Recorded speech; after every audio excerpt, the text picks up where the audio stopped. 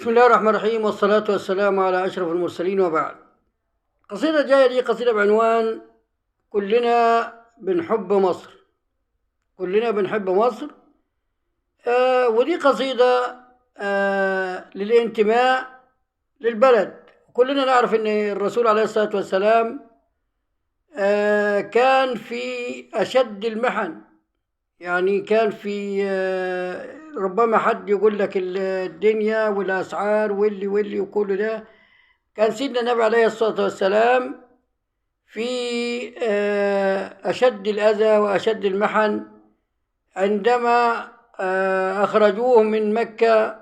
يعني كلنا عارفين المقولة المشهورة اللي قالها، قال انتماء لبلده، قال والله إنك أحب بلاد الله إلى الله وأحب بلادي إلى قلبي، ولولا أهلك أخرجوني منك ما خرجت. ده رسولنا عليه الصلاة والسلام ضرب لنا أروع الأمثلة في الانتماء لوطنه.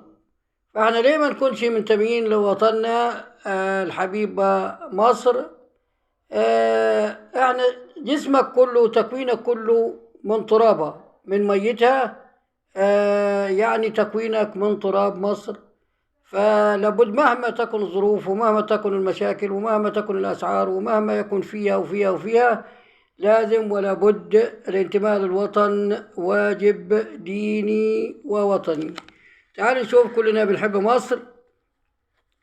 بقول بنحب مصر كلنا، مصر العزيزة أمنا، ما هي حتة مننا بنحبها وتحبنا، وكلنا بنحب مصر في كل حين وكل عصر.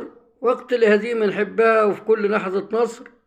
كلنا بنحب مصر، ما هي أمنا، ما هي حلمنا، بنحبها كلنا وكلنا بنحب مصر. حبك يا مصر فرض عين زي الصلاة والصوم، حبك حقيقي في قلبنا مش حلم وقت النوم. انت حضارة وتاريخ وفنون جميلة وعلوم، كل شيء ممكن يروح ويتنسى، ساعة المحن ننسى الهموم. واللي يحب بلدنا مصر في قلبنا هيدوم، واللي يحب بلدنا مصر في قلبنا هيدوم، واللي يعادي مصرنا يصرخ عليه البوم. من غير كلام تعظيم سلام لأم العرب، أم الفنون أم الطرب. بنحبها من غير سبب، بنحبها من غير سبب، ونعيش لمصر أمنا تحت الطلب.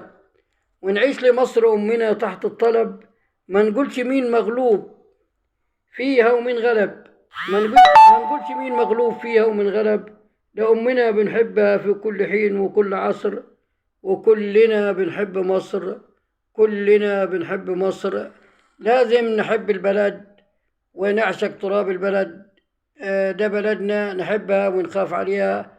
تحياتي لكم، تحياتي الشاعر علي عبد الرازق صالح أحمد، المعصر الفتح أسيوط. تليفون 011 5 11 60 29. ولكم مني التحية والسلام.